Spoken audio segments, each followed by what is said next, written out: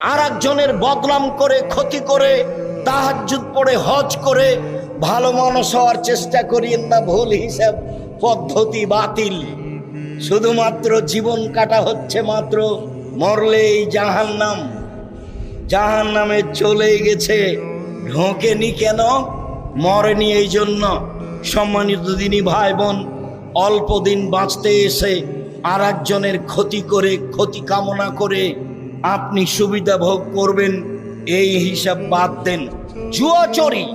জুয়াচুরি, দাগাবাজি, রাহাজানি, অন্যায়, অবিচার, লুটতরাজ, মারামারি, দাঙ্গামা, হাঙ্গামা, হিংসা, বিদ্বেষ, বদনাম, গীবাত সব কিছু বন্ধ করে, জেল হাজত বন্ধ করে আপনি মাটির মানুষ হয়ে যান, জান্নাত হবে ইনশাআল্লাহ।